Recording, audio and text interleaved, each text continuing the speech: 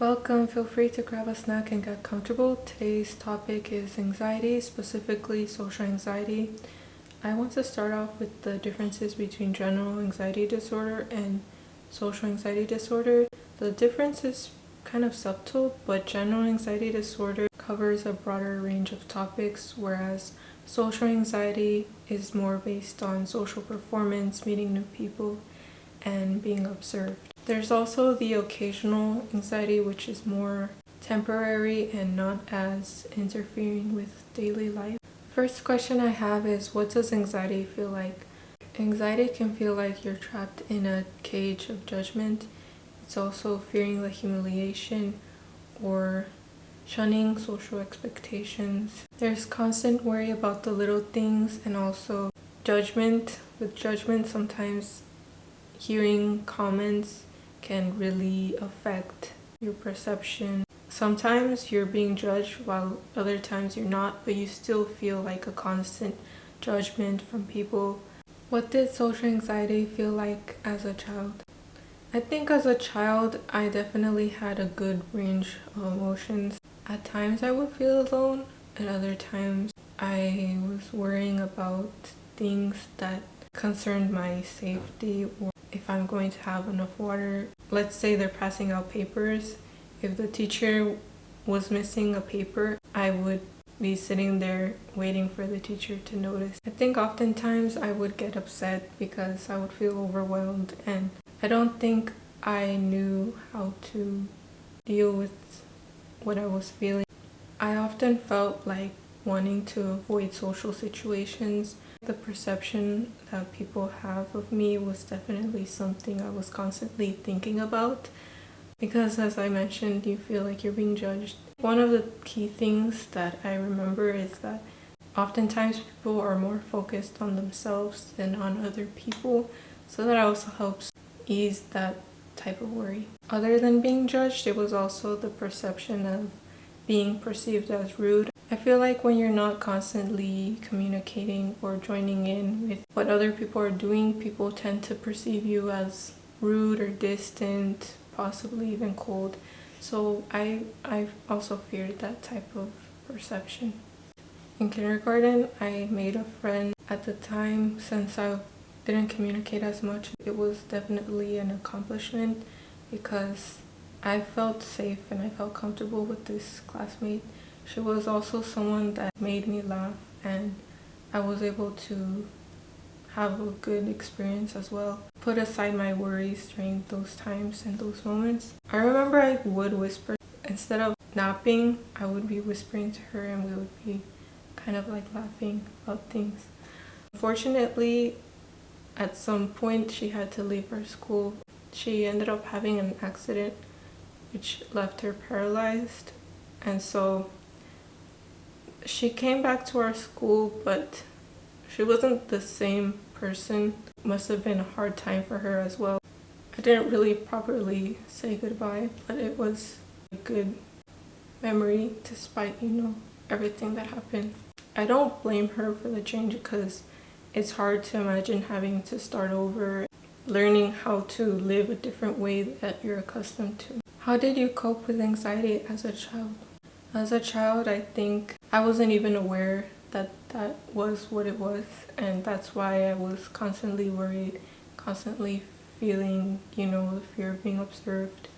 I feel like I just went through every day, despite sometimes bottling up my emotions, but for the most part, I would keep to myself, and I think that's something that definitely felt safer for me because it was like my comfort zone.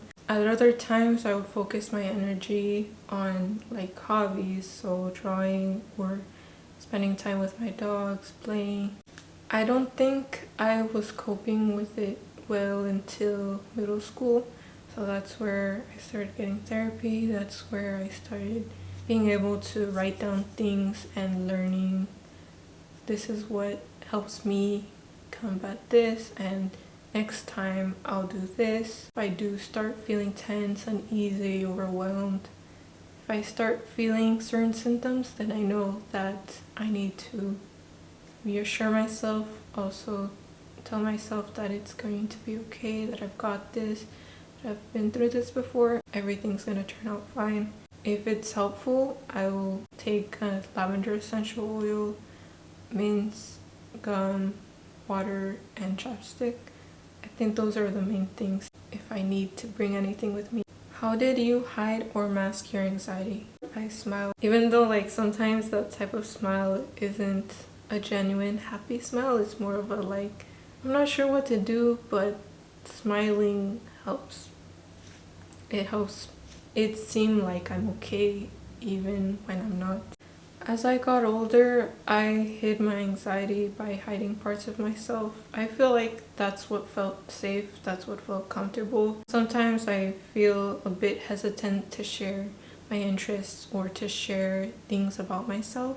I would also use distractions, so sometimes I would bring stationery with me to school. I think that I would be interested in what's going on with my pencils, with the markers, memo pads, and it was something that I liked, honestly, because I could have a notepad, but not just an ordinary notepad. It could be a notepad that's the shape of a phone, a notepad that's the shape of a country, that sort of thing. And also highlighters, they have some pill shaped highlighters, and those were really cute, so I would bring those with me. I also had an era where I was definitely really into slime, something that would keep my mind distracted. Distractions. Maintaining eye contact, I think, was definitely something. And even now, sometimes when I need to think, I will shift towards the side, think, and then try to remember, continue to make eye contact. I think it's easier to remember, or not that it's easier to remember, but when you feel comfortable, it's more natural and it doesn't feel as forced. So I also don't try to force it if I know that I feel anxious. How has your relationship with anxiety changed over time? I feel like it's definitely changed a lot, going through childhood, going through middle school, going through now reaching early adulthood. So there's definitely the differences, and when I was little, I think I would just deal with it, go through hard days, wonder why it's hard, and that was when I felt more restless, more helpless, more alone, more in my head. In middle school, attending therapy really helped me feel like I was not alone. It was helpful. I also had a good support system. My family, God, friends, and people who just genuinely want the best for me, who care for me. More motivation, and I knew that even when it got really hard, I could get back up. There was a solution to these problems. I feel like in high school it definitely piled up. It's a lot of discovery. There's a lot of new responsibilities, new things to worry about. I feel like that's when we're all learning who we are and what we like, that type of thing, what we want to study. That's when I start to notice a pattern that at a certain time during the year I would feel a heightened anxiety level. That's also when I first started feeling more so what a panic attack is, and sort of feeling a loss of breath. That was not something I remember experiencing before. One of my teachers actually realized that I was feeling a little overwhelmed, so she would try to talk to me, and also that helped me feel supported. I felt supported, so slowly I was able to cope with it, even though it was on and off. I started to prioritize myself, so sometimes I would be doing things alone. Occasionally I would be eating alone, or things that sometimes you join your friends doing, I would be alone just because that would keep me more at ease as well. So sometimes I felt like I was a little distant from the people in my class. It wasn't intentionally, and it wasn't because I didn't like my friends. It was simply I needed to start prioritizing myself so that I feel good to do other things and go through the day. What is something you feel proud of despite having anxiety? I feel proud of my progress, even if it isn't linear. I feel like now it's easier to address the situation. I'm better able to notice my emotions and to recognize what is triggering this. I'm able to cope with it now. I'm able to feel proud that despite occasionally having another moment, another time of uneasiness, I'm able to not let it be to an extreme point anymore, because I know that there's going to be a solution at the end. Or even if something happens in my life that just completely throws me off, I know that I'm going to be able to get through it, and that I won't have as much of a huge fear as I probably would have some years ago. It's definitely a feeling of assurance and feeling stronger. I've always felt like I needed to validate my emotions. I felt like I needed to prove myself. So knowing this now, I'm able to understand that I don't need to, as long as I'm comfortable with my own self-growth.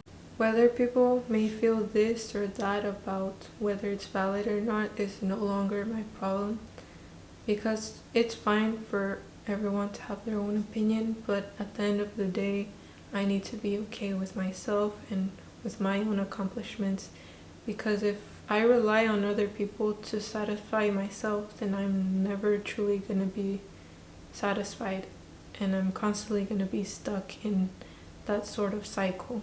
I think that's an accomplishment, because at the end of the day, everyone's going to have their own opinions about this or that, and I think your opinion is what matters most to yourself.